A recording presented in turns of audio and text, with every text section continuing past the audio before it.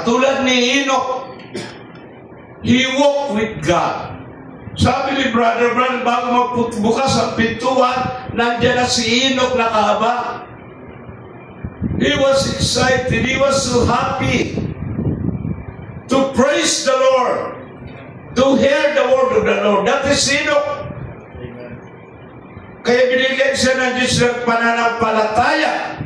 Hindi lang basta-basta pananampalataya ito, kundi ito rapturing faith. Dahil hindi ka mararapture kung hindi ka makarinig ng rapturing faith na pangangaral. Amen. I believe, narinig ni Enoch ang seventh seal, the coming of the Lord. Narinig din natin ang seventh seal, the coming of the Lord to His bride. For what? To prepare us to the rapture. Hallelujah. That is the motive of God. Glory to God. Tuloy natin pagbasa para makalimutan. By faith, Enoch was translated that he should not see death, and was not found. Ito na. Was not found, siya na rapture na. Hinahanap pa rin na kayo mga kamag-anak, mga kaibigan, mga kakilala. Hindi na nakita si Enoch. Saan nagpunta si Enoch? Amen. Wala silang kaalam-alam. Dahil hindi pa narigla tungkol sa rapture. Amen. Glory to God. Pero sa atin narinig na natin patungkol sa rapture. Mas mapalad tayo. Nandun yung sequence of events. Anong bumubo sa rapture? With a shout, with the voice of the archangel and the trump of God. Amen. Glory to God. So ito na ang pagbasa. And was not found because God had translated him. Amen. For before his rapture, his translation, he had this testimony. What is that? That he pleased God. Amen. What is this testimony? But without faith, it is impossible to please Him. Right. Simple lang mga kapatid. Hindi kailangan mag-aral pa sa mga Bible school, magpakadalubhasa. Hindi mo na kailangan magpakahirap ka, magpapato ka sa krus tuwing na araw. Hindi mo na kailangan mag-fasting ng 40 days, 40 nights para ka ma-rapture. Kailangan lang ng pananampalataya. Amen. That is the law of God for the rapture. And I believe if we are the type of Enoch, we will avail that rapture. Because that rapture is for the bride. Hallelujah. Napakabuti ng ating Panginoon. So makita natin na dapat lagi tayong handa. Anuman panahon na tawagin tayo ng Panginoon. Lord God. Amen. So yet po ang salita ng ating Panginoon. But without faith it is impossible to please Him, for he that cometh to God must believe that He is.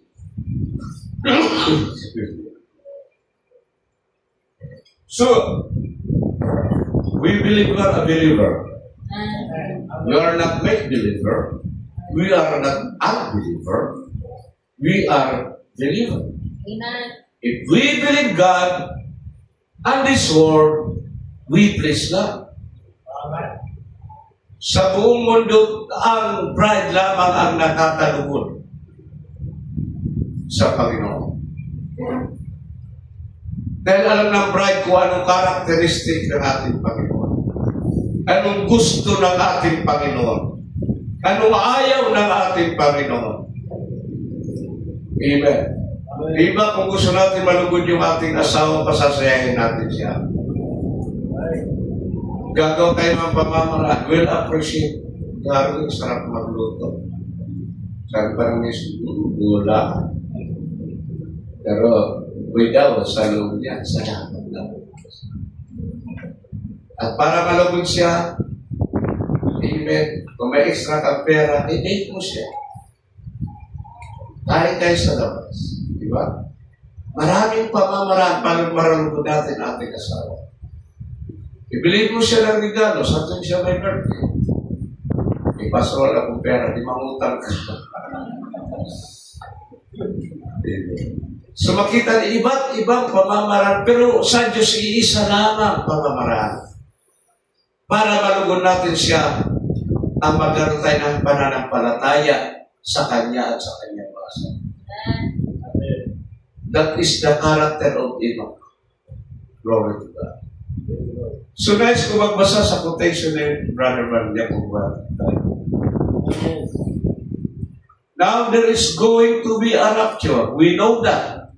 Alam natin yan. Alam natin ito narinig. That's in the future to be.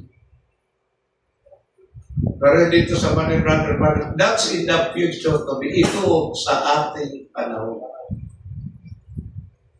Panahon ito, Brother Van, nasabi niya, that's in the future to be. Sa ating panahon, hindi natin pwede sabihin yan, that's in the future. The rapture will take place anytime. Glory to God. Mari, yung iba siguro na gusto ba magliwalay sa liputan, matagal pa rapture sa future na yan. Pawisi-wasi mo na ako. Pero sa tunay na bride of Christ, the rapture is happening to him or to her. Why? Because he heard already the shout. What is that shout? The message of the hour. Come out of where my people, Revelation written, for I'm coming to Christ. Amen. That is the redemption. Tinubos ang ating kaluluwa, pero ang ating katawan tutubusin pa. Hallelujah. Complete redemption. Tuloy natin pabasa.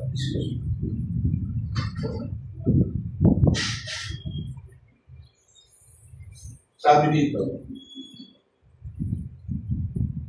we just put the word there. The Bible said, caught up, being caught up.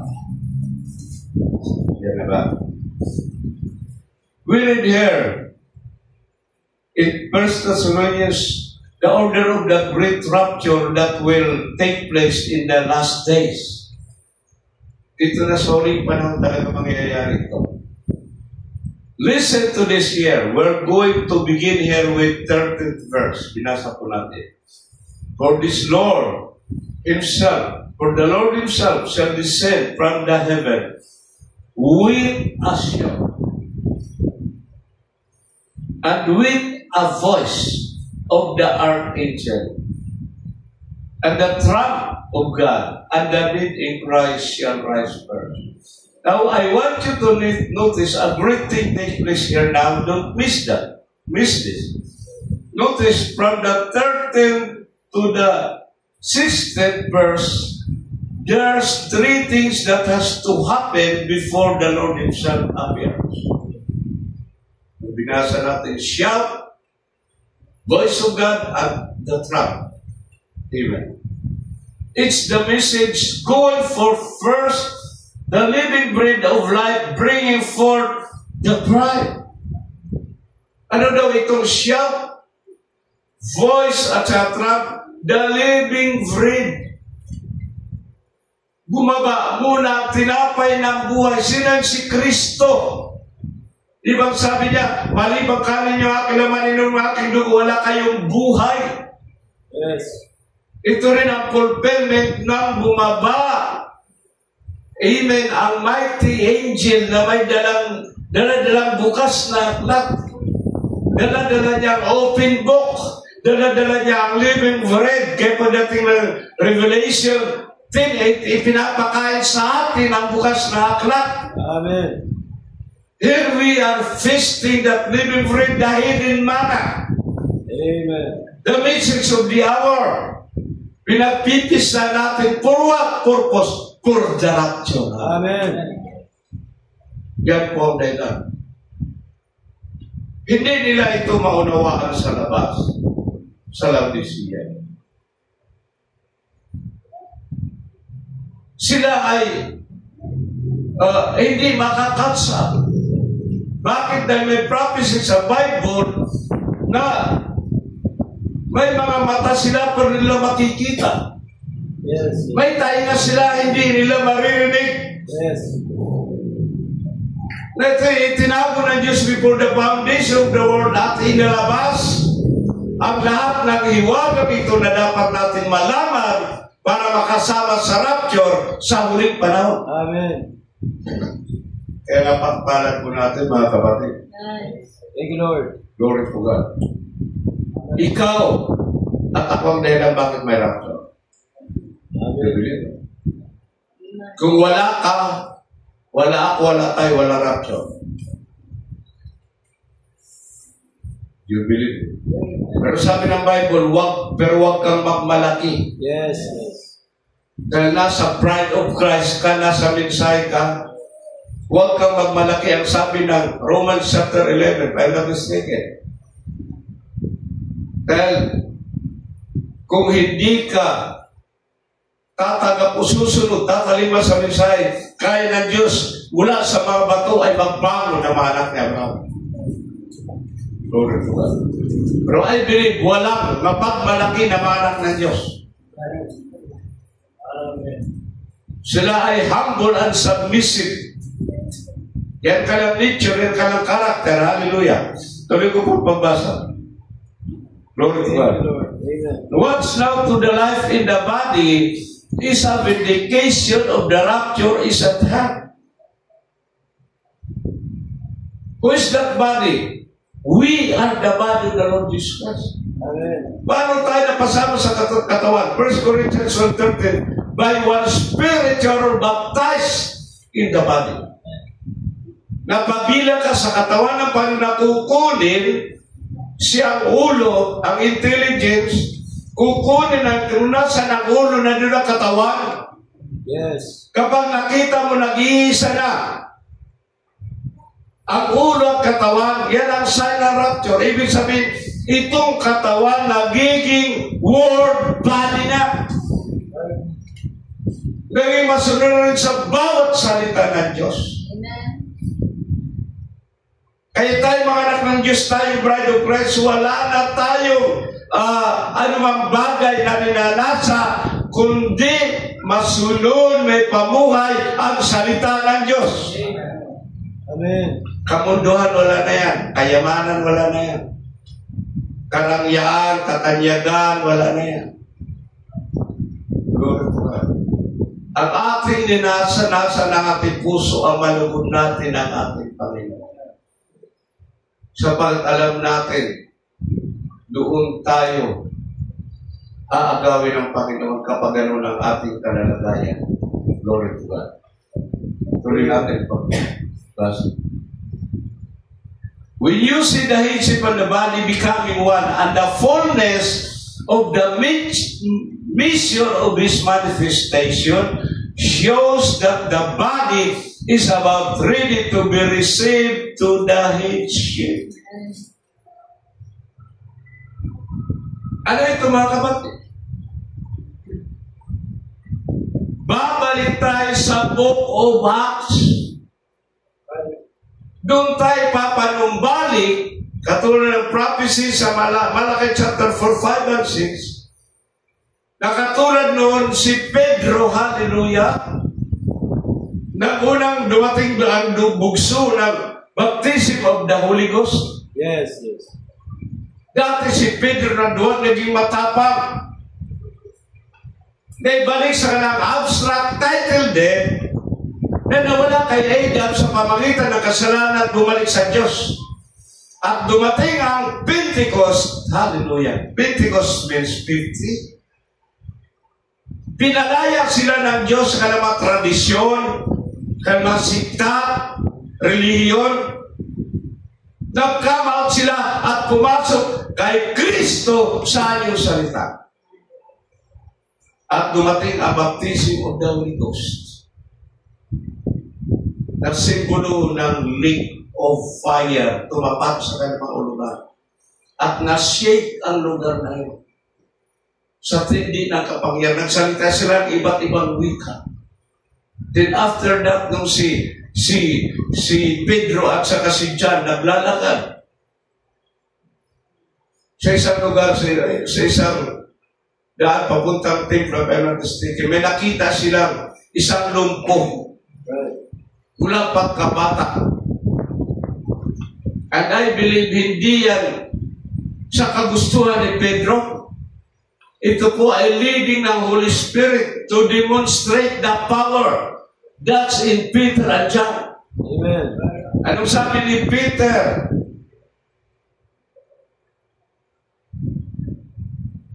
Silver and gold I have none, but I will give it to you. In the name of Jesus Christ of Nazareth, rise up and walk. Isang command na ginamit ang bibig ng tao, pero ang nagsalita nasa loob niya ay si Jesus Christ na may kapangyarihan para palakarin, pagalingin ang lumpo. Hallelujah. At nung magbanggit yan, narinig ng tao yan, siya tumayo. At I believe ang Diyos sinabigyan ng pananampalataya sa tao.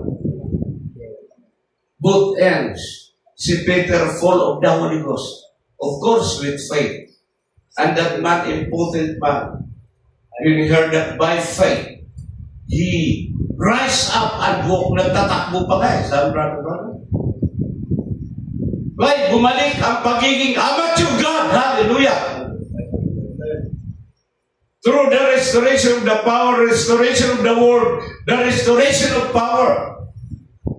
At doon tayo ibabalik. Pero maikli pa lang natin, brother and sister. The demonstration of the power of the Holy Spirit. Sabi ni Brother Branham, habang inuusig tayo sa squeeze, makadala tayo sa hospital. Lahat na may sakit dyan, magsisigaw. Super anointing. Yes. You can speak the word and it will happen. Yan ang pinakamalapit palatandaan na nandyan na ang rapture. Amen.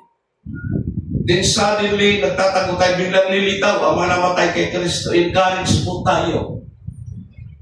Hindi ba tataas ang pananampalataya po sabihin sa iyo, brother, sister, rapture na, kunting tiis na lang, din bigla silang mawawala.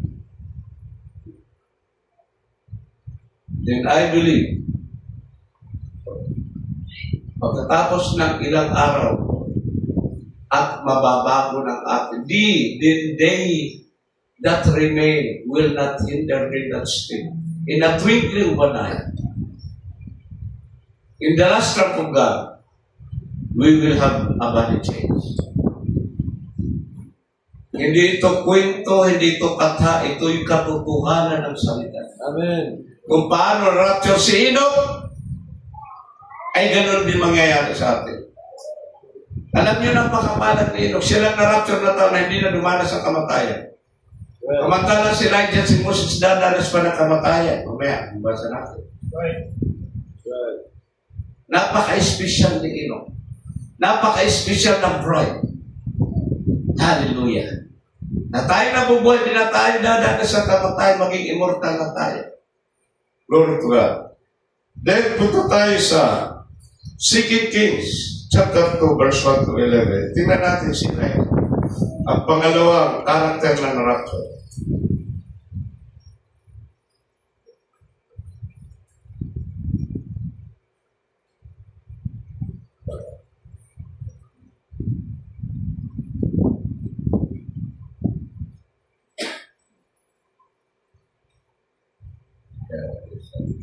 Second Kings, chapter 2, verse 1 to 11.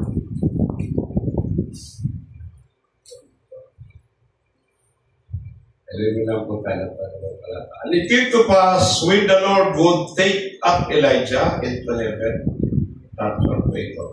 by a whirlwind, that Elijah went with Elisha from Gilgal. And Elisha said unto Elisha, and natin, dini-discourage ni Elijah si Elisha na huwag na sumama sa kanya. said unto Elisha, tarry here, I pray thee, for the Lord hath sent me to Bethel. And Elisha said unto him, as the Lord liveth, and as thy soul liveth, I will not leave thee. So they went down to Bethel. Bakit ayaw iwanan ni Elisha si Elijah? Sapagkat alam niya kukunin siya ng Panginoon. Kailangan makita niya. Dahil may kailangan siya natin, double portion. Kaya hindi niya nilubayan si Elijah. Glory to God. And Elijah is a type of the prophet Branham, and we are the Elijah type. Hindi natin nilulubayan ang mensahe na dala-dala ni Elijah. Nakatingin lagi tayo kahit maraming discouragement. Yes. Manatili ka lang dito sa Bethel. Justification, sanctification, baptism of the Holy Ghost and the Lord itself. Di ba apat?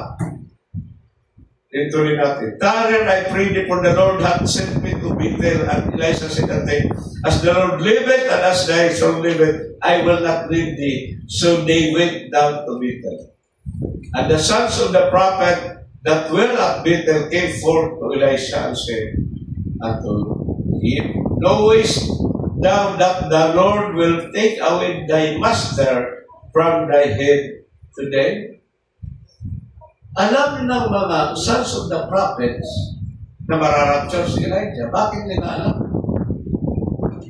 Ang tanong.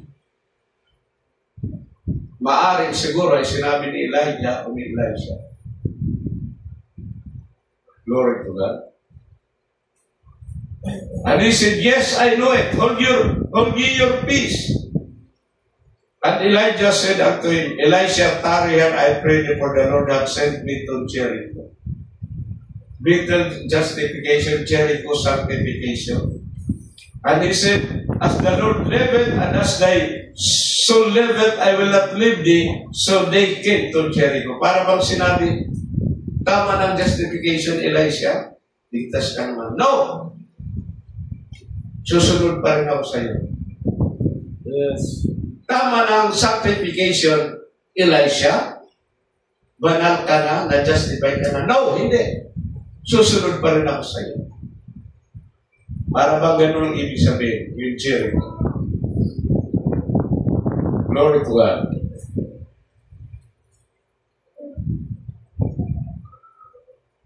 Dito na sa Panginoon. And the sons of the prophet that were at Jericho came to Elisha and said unto him, knowest thou that the Lord will take away thy master from thy head today? Anong ginagawa itong sons of the prophet? Iniinis pa si Elisha. Binamak pa.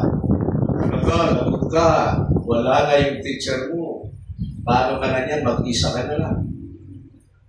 Glory to God. Pero sabi ni Elisha, manahimik kayo. And Elijah said unto him, tarry, I pray thee, here for the Lord hath sent me to Jordan. Jordan means death to our side. Amen.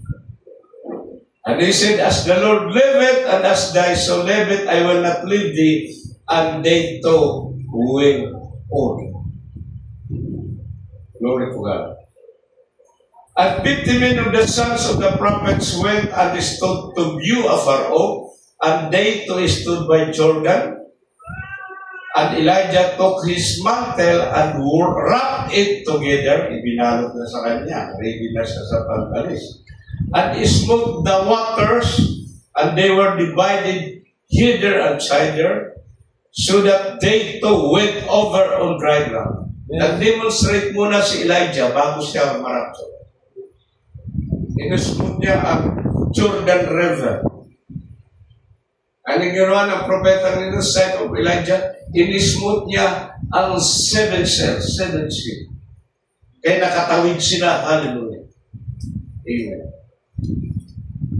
And it came to pass when they were gone over that Elijah said unto Elisha, ask what I shall do for thee before I be taken away from thee. And Elisha said, I pray thee, let a double portion of thy spirit be upon me. Yes.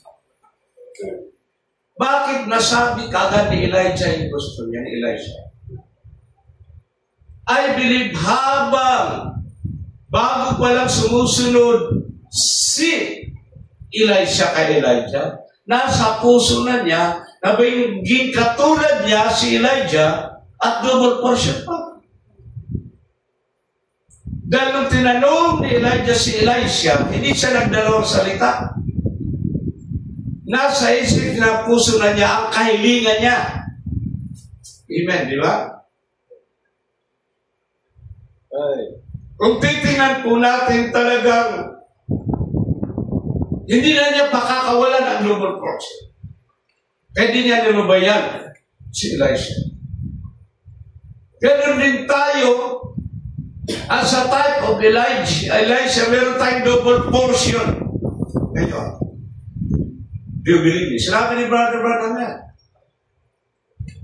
A double portion of Elijah. Kung anong ginagawa Elijah noon, mas higit pa ang gagawin natin. Because double portion sila. Kaya sabi ko nga, dati sa Moriones, alam nyo, mapalad kayo ngayon narinig ng mensahe. Dahil noon sa panahon namin, ang hirap ng books, ang hirap ng message. Makapupunta ka pa ng San Pedro sa headquarters doon. Mangharap ka lang ng tapes, paano wala pang CD. Wala pang anuman, wala pang laptop, wala pang computer. Mano-mano ang spoken mo. Kung ano nasa spoken mo, yan ang i-deliver mo. Pero ngayon, i-gather mo lahat ng sinabi ni Brother Branham. Kababa natin. I-gather mo lahat ng sinabi ni Brother Branham patungkol sa message ng logos lalabas na, magpipili ka na lang. Sa sinabi ni Brother Branham na rapture, ilalabas lahat yan, mamimili ka na lang. Pero sa panahon ng propeta at panahon ng mga una mananampalataya sa Pilipinas, isa lang. Amen. Ang may bibigay mo muna sana nung sa spoken word. So makita natin, it is a double portion na yan. Narinig ninyo. Kami si Brother na absolute, pag i-pinag sa absolute, lilitaw lahat. Why Christ speak? Rapture, things that are to be invisible union of the bride. It is a double portion. Hallelujah. Ituloy natin pagbasa. Yan po ba tayo? And listen, thou hast asked a hard thing. Mabigat yan. Yung isa nga lang portion ni Elijah, mabigat na. Alam natin ang kasaysayan ni Elijah. Kung paano niya pinatigil ng 3.5 years na una. Paano siya nakipag-shoot down sa mga prophets ni Baal. Maraming experience si Elijah bago siya kunin ng Panginoon. Ibig sabihin, hindi kinuha ng Panginoon si Elijah habang di pa tapos ang ministry niya. Kawawa natin. Ganon din tayo. Hindi tayo kukunin ng Panginoon, hindi pa tapos tayo sa ministry natin. Hallelujah. Amen. Nevertheless, if thou see me when I am taken from thee, it shall be so unto thee. But if not, it shall not be so. Kaya lalo nagsumulgasig from that moment. Dati sincere na si Elijah, dati dedicated niya si Elisha. Dati talagang binabatay niya si Elisha, pero kung sinabi yan ni Elijah, lalong dumoble ang kanyang pagbabantay. lalong dumoble ang kanyang pagiging sincero, pagiging masigasig. Yan ay paano ni Elijah at Elisha. How much more sa ating panahon? Nakikita na natin ang sequence of events. Mga kaganapan sa Bible, unti-unti lang nagaganap. Magpapabanjing-banjing pa ba tayo? Dapat double sincere tayo sa paglilingkod sa Panginoon. Kung tayo magsinsensero, maging tapat, I doubt na makasama tayo sa rapture. Hallelujah. Glory to God. And it came to pass, as days still went on, and talked, that behold, there appeared a chariot of fire, and horses of fire. Chariot of fire and horses of fire. Amen. Ibig sabihin marami ito. Nasumundog kay Elijah.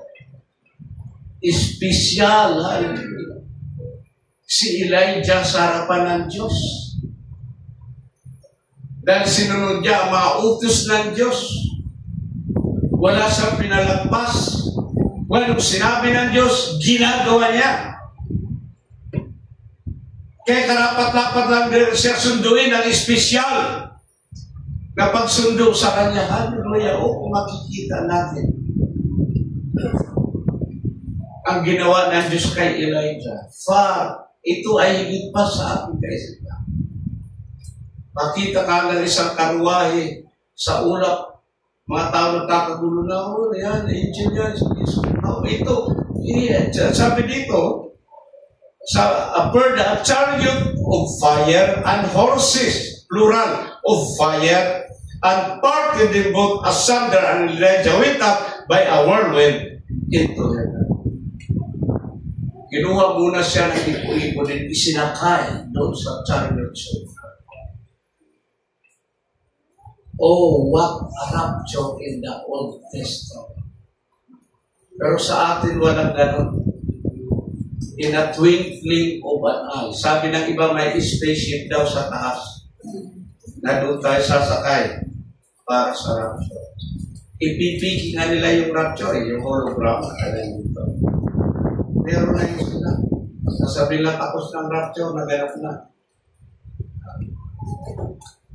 Pero ang Diyos ay totoo. So yan po na basta sa quotation, brother. Anya pa. 11:25. Jesus said, as it was in the days of Sodom, now watch close. In the days of Sodom, so will it be of the coming of the Son of Man, when the Son of Man being revealed. Luke 17:26. May kinalaman sa rapture itong revealing of the Son of Man. A Son of Man, a propeta, revealing the Son of Man. Balikan na natin itong Luke 17.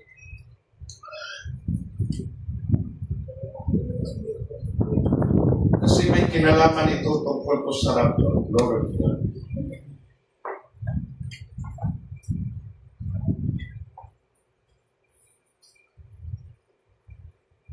Verse 24 to 30.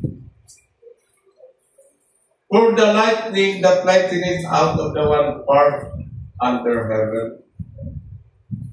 Alam niyo kung lightning is the message of the hour. Hindi ito literal na biglat. Ito yung mensahe. Saan galing? Galing sa west. Pero bago na punta sa west, galing muna ito sa east. Sa mga puso. Then pumunta sa west. Sa Amerika. Doon nabuksan ang 7 siglo. Then saan babalik ito? Babalik na naman dito sa east. Dadaanan tayo, ang revival kaya mula sa west, papunta na sa east. Lighten it out of the one part under heaven, send it unto the other part under heaven, so shall also the Son of Man be in his day. Ang tinutukoy dito ay Son of Man. May katulad sa araw na yun. So ang mensahe, the Son of Man, in-reveal lang a Son of Man, ipinahayag niya. Ganun po ang pagtratravel ng mensahe, mga kapatid. Right. Glory to God. But first must he suffer many things. Nangyari ba ito? Nag-suffer ang mensahe. Rejected sa US. Sa West.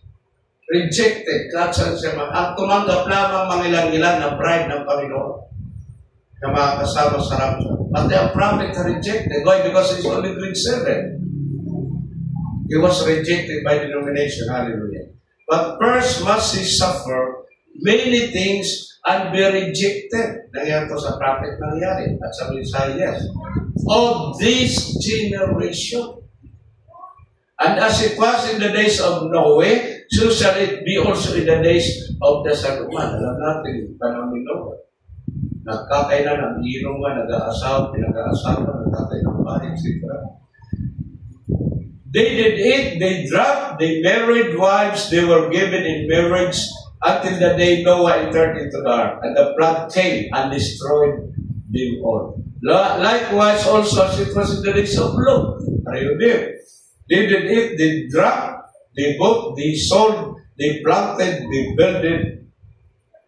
But the same day that Lot went out of Sodom, and rained fire and brimstone from heaven, and destroyed it all. Even thus shall it be in the day when the Son of Man is revealed. Ito ay may correlation sa Malakay chapter 3, na bago dumating ang judgment, ang great tribulation, ang pagsusunog ng mundong ito, ay lalabas muna ang the Son of Man ministry. For what purpose? Itong sinabi ni Brother Branham. See, its Son of Man, Jesus Christ, will come down in human flesh. Ito yung nangyari sa propeta. Naulit ang ministry ni Jesus Christ sa propeta ito. Amen. First, full healing. Napakarang pinagaling sa ministry ng time ito. Second, full discernment. Nakatalikod siya sa pulpito. Kinikilala niya ang puso ng mga tao. Meron siyang kinilala. Sabi doon, ikaw, babae, ganito, ganito. Is that so nakarating ka sa ganitong lugar, ganitong address mo. Amen. Hindi ba niya nakita yung tao, bakit ito'y pagayag ng anak ng tao? First, for second, full discernment, kinikilala ang puso at haka ng puso ng tao, kaya mga minister sa panibradran, takot tumarap sa kanya. Dahil kinikilala niya ng kaisipan at ang puso. Kaya napagkamalan siyang mental reader. Mental telepathy. Pero hindi ito. Ito ang demonstration ng the Son of Man ministry. Diba? Sa panahon ni Jesus Christ, ilan ang patay na ibinagay? I believe maring 3 o 5. Pero sa panahon ni Brother Man, ang record 7. Itong sinabi ng Bible, na more works that you will do. Hindi greater works, more works. Walang dadakila pa sa Panginoon. The same ministry kaya pinagkamalan si Brother Branham na si Jesus Christ. Sa Africa, sa Europe, ibang lugar, sinasamba na si Jesus. Ang ating propeta. Nagbabautismo sila sa pangalan ni William Branham. Ay meron lumabas na Branhamites. Dahil sobrang miracle signs and wonders. Anong ginagawa ni Jesus Christ? Ginagawa din ang propeta nito ay because this is the prophecy of Luke 17:24-30 na maulit muli ang ministry sa tao. Ang Diyos ay magiging tao. Pinanahanan ang propeta nito ng Espiritu ng ating para alin? Hindi lamang sa first floor, second floor, o third floor para maipangaral ang mensahe na dapat natin matanggap. Para mabuksan ang itong silyo na kailangan natin matanggap na magkaroon tayo ng rapture of faith. Nakuha natin. Tuloy natin ang sinabi ni Brother Branham. Kanyang pagbubutan. is the Son of Man. Jesus Christ will come in human flesh among us and will make His word so real that it will unite the church and Him as one, the bride. Ano daw purpose? Bakit ang Diyos muli nahayag sa propeta ito, brother? Para pag-isahin ang nobya at si Kristo. Kaya kailangan may mamamagitan, may third party. Ang ginagamit lagi ng Diyos na third party ay ang kanyang propeta. Walang gagawin ng Diyos kundi ang lahat ng kanyang lihim mga hiwaga ay sasayin niya sa kanyang propeta. Ang lahat ng kapayagan hiwaga ay ibibigay naman sa nobya. At tulad sa panahon ni Abraham, si third party, si Lisa, si Rebecca, at si Isaac. Laging tatlo. Because that is the complete number of God. Father, Son, and Holy Ghost. Your body, spirit, and soul. Glory to God. May first heaven, second heaven, and third heaven. Maging sa nature, ang itlog, may balat, may puti, may pula. Natin. So makita natin that is the complete name, number of God. Amen. Dumako naman tayo kay Moses. Hindi ko ito doktrina. I just want only to add this. I just want to give you, gusto ko lang bigyan kayo ng kaisipan ng point of, point of view. Tama. Buksan natin sa Jude.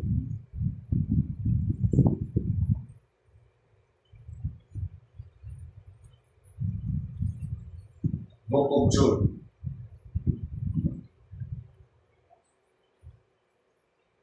Isang talata lamang ito.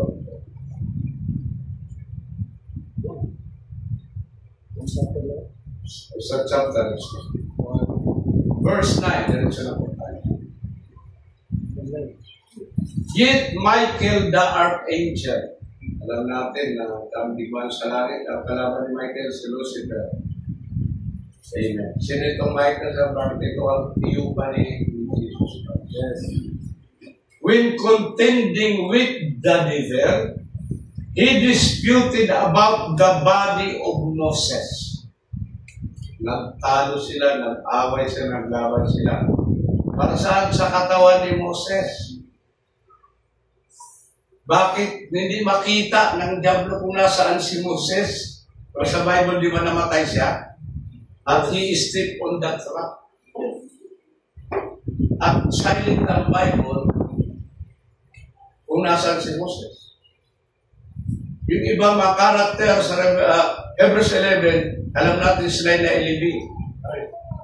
Pero si Moses silent ang Bible. Kaya nga, si Satanas ang pag-away kay Michael pa inaalam kung nasaan ang katawan ni Moses. Does not bring against him a railing accusation, but said, the Lord rebuked thee. Yan ang sinabi ni Michael. Yan na siya nagpaliwanag na nandun na siya mula sa natin. Sabi ni Michael, sinasaway ka ng Panginoon. Isundan natin kung saan nakita si Moses. Yan pa po ba tayo?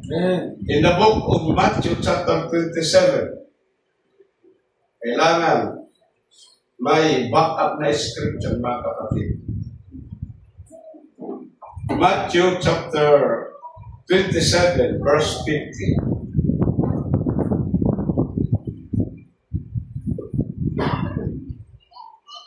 Sabi po dito, baba.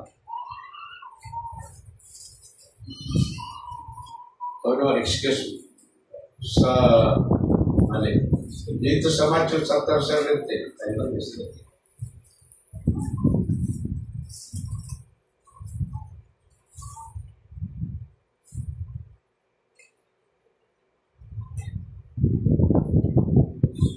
In the book of Matthew chapter 17, excuse me. Sa verse 1, saan ko na? And after 6 days, Jesus taking Peter, James, and John, his brother, and bringing them up into an high mountain apart, and was transfigured before him, and his face did shine as the sun, and his raiment was white as the light. And behold, there appeared unto them Moses and Elias talking with him. So hinahanap ng diablo kung nasaan si Moses. Pero makita natin saan susunod na tagpo kung nasaan si Moses. Kausap na ng Panginoon sa Mount Transfiguration. Take note, hindi pa ito resurrection. Hindi pa napapatay ang Panginoon. Hindi pa siya nagre-resurrect. Bakit ando na siya kasama si Elijah, kausap ang Panginoon? Yes. May nagtatanong, ano kaya yung pinag-uusapan nila? Silent and Bible.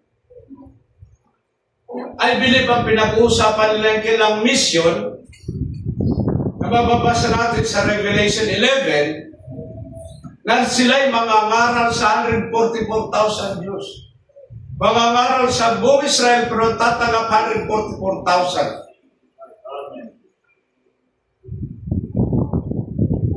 Basahin na natin mga kapatid.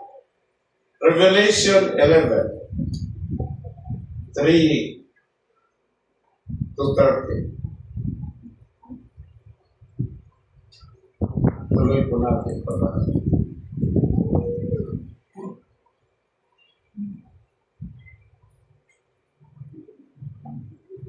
Chapter 11, verse 9. And I will give power unto my 2 witnesses, and they shall prophesy 1,200 and 3 days, clothed in sackcloth. These are the 2 olive trees and the 2 candlesticks standing before the God of the earth. And if any man will hurt them, fire proceeded out of the mouth and devoured their enemies. And if any man will hurt them, he must in this manner be killed. And ang power ng dalawang ito. These have power to shut heaven, to si Elias, that it rain not in the days of their prophecy, and have power over the waters to turn them to blood, and to smite the earthquake at plague, as often as they receive it to si Moses. Yes. Nag-perform doon sa Egypt, itong 10 plagues. Si Elias naman, hindi pinaulan ng 3 years ang mundo. And when they shall have finished their testimony, the beast that ascended out of that bottomless pit shall make war against them, and shall overcome them, and kill them, and their dead bodies shall lie in the strait of the Red Sea. Hindi living na lang ka ng katawan, which spiritually is called Sodom and Egypt, where also our Lord was crucified. And they of the people and kindreds and tongue and nations shall see their dead bodies 3 days and a half, and shall not suffer their bodies to be put in grave. And they that dwell upon the earth shall rejoice over them, and make merry, shall send gifts one to another, because these 2 prophets tormented them that dwell on the earth. And after 3 days, and a half, the Spirit of life from God entered into them, and they stood upon their feet, and great fear fell upon them which saw him. And they heard a great voice from heaven, verse 12, saying unto them, Come up hither. So na-rapture na sila. And they ascended up to heaven in a cloud, and their enemies beheld. So makita natin, this is Moses and Elijah, na kailangan sila ipuling na matay. Kaya pinagtatalunan nga ito sa ministers meeting kung espiritu ba ito ni Elijah, Moses, o literal Moses and Elijah. Ang tanong, kung espiritu lang ito, bakit i-represent by the tao ni Elijah? At si Moses, diba? So I believe they are the literal Moses and Elijah. Represent ng Panginoon para bigyan ng commission sa Revelation 11 para tawagin yung 144,000. So, yan po ang mga nakita po natin na mga raptor dito sa Bible. Amen. Glory to God. At sa Matthew 27, 50 to 53, yan po po ba?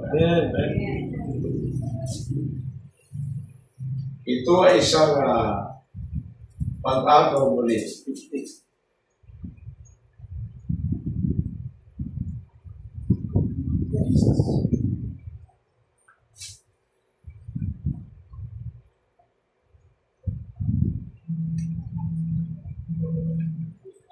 The book of Matthew 27, I believe.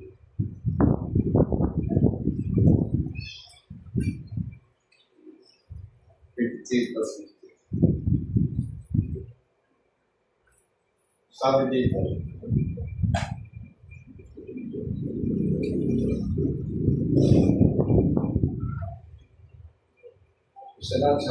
Jesus, when he had cried again with a loud voice, yielded up the ghost.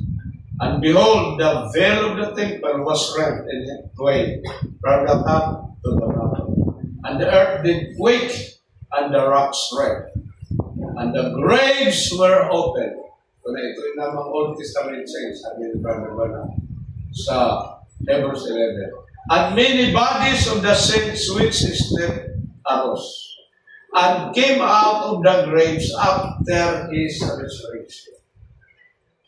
Lumabas sila sa mga libingan pagkatapos ng resurrection ng ating Panginoon. Of course, naunang-unang Panginoon.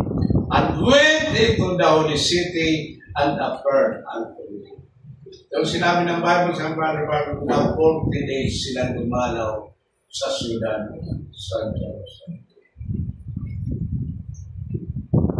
From Enoch to Elijah to Moses, the Old Testament saints, and Jesus Christ siya po ang between Old and New Testament. Ang pang-anim tayo, pagpito, amen. Mararapture uli pagtas sa mamatay si Moses at si Elijah, yan po ang nakita ko lang sa Bible. I don't know, maybe the 144,000 will be raptured also. Dati lang sa Bible. Now, next ko pa magbasa sa quotation ni Brother Brian bago tayo lumus sa Lord tapos. 11:45 na po. Dito po tayo magtatapos. Amen.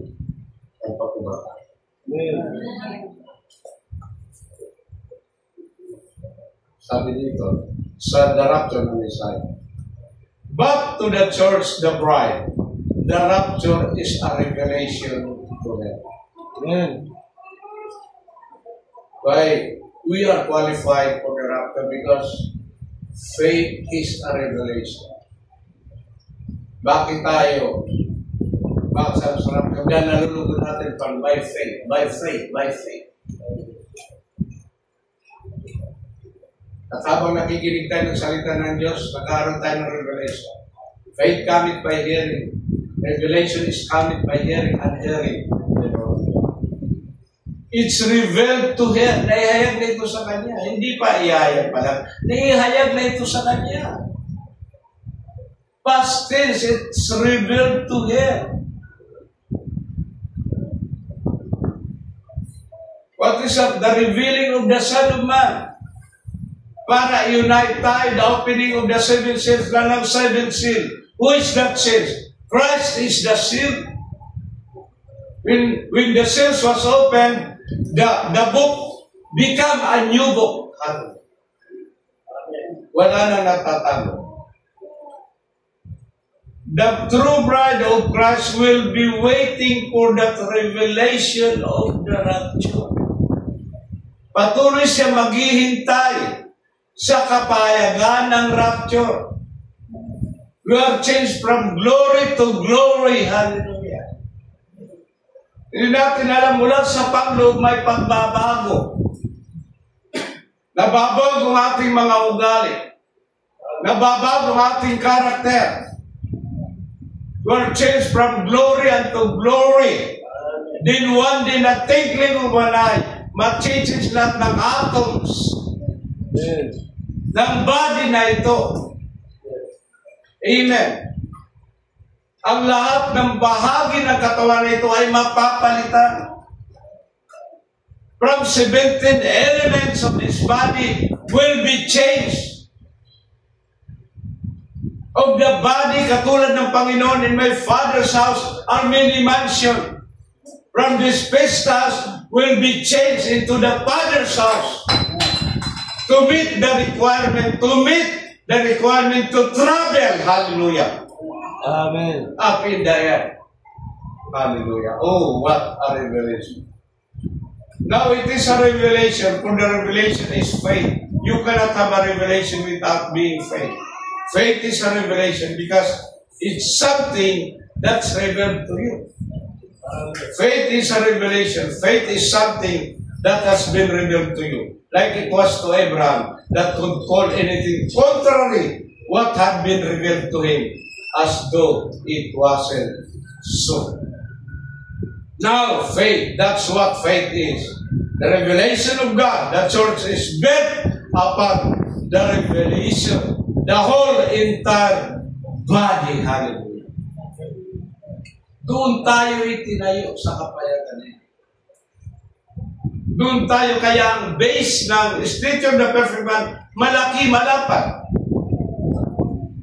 Revelation. Nakatayo sa bato, sa pundasyon ay bato. Sino bato yun? Si Jesus Christ. Kaya pundasyon na kailanman hindi matitinag, hindi babagsak. Tuloy-tuloy ito na tinatrabaho ng Panginoon. Pagkatapos mabigyan ng faith, then add virtue, then knowledge, temperance, patience, godliness, then brotherly kindness, etc. and so on. Then the capstone will come.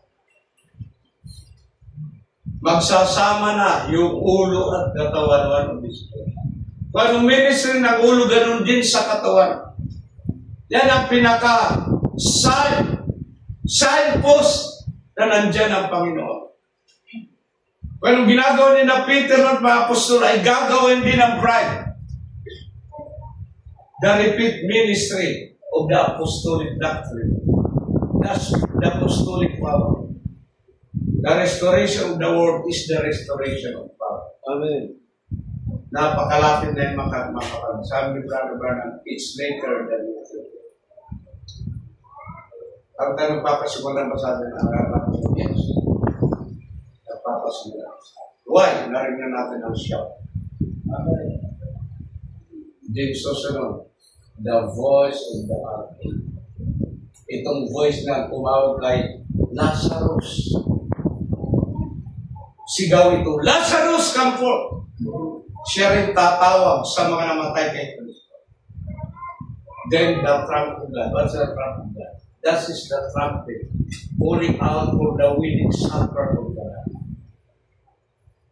Habang tayo ay nandoon na rapture na, nag-ahapuna ng kasalan ng kordero ng Panginoon. Sa lupa din naman ay may nagkakain ang mga vultures, mga uwak. Kinakain ang mga tao ka ng mga matay. Glory to God. At nagaganap ang great tribulation. So narinig natin ang shout. Narinig natin ang resurrection. Then the trumpet of God. At sa pakikinig natin ng mensahe ito na tinig ng Diyos. Kaya nahayag ang anak ng tao. Asan man revealing ni San man para pag-isahin tayo iyon. Kaya naunit muli ang ministry ni Jesus Christ sa kanyang propeta. At muling mauulit sa loob yan. Naniwala ba kayo sa brother? We are the bride of Christ. We are Jesus Christ in a bride form. Na siyang inihintay ng Diyos para makumplito ng iyon, para maging perfect na iyon, para alisin na tayo sa mundong ito. Baka naalarma na matay na ang Pope Francis. Makiilig sila ng isang bago. Alam niyo, suppose judgment na sa Amerika, pero binibigyan pa sila ng chance. Amen. Bakit lumabas ito? Natatawa ko sa pagpipilit ng rapture. Meron pang Trump ugan. Kung Trump ugan, ginawalan si President Trump. Hindi mo gano'n. Alibay nila yan dahil sa prediction nila na rapture magyayari sa medium feet, sa medium at wala nakakalam sa amin ng bayan.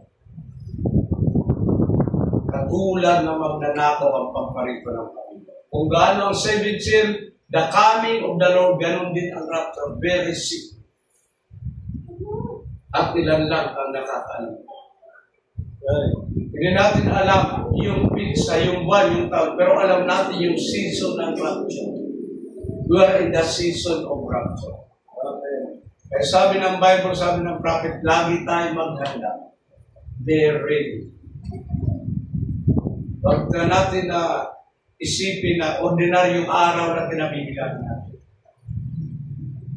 It's between the rapture and the great tribulation. Sabi ng prophet sa 7 Supplices, kaya dapat tayo maging mapanaginip. Mapagbasa ng Bible. Sinichik lagi natin sarili. Tiniting natin sarili kung tayo ba ay meron spot o wrinkle sapagat ang kukunin ay perfect bride para kanyang perfect groom, para sa perfect rapture, para sa perfect body, perfect heaven. All is perfect in God. Yan kung inasa ng Diyos sa mga sa atin. Let's all stand. Hallelujah. Nakaba pa ito pero sapat na.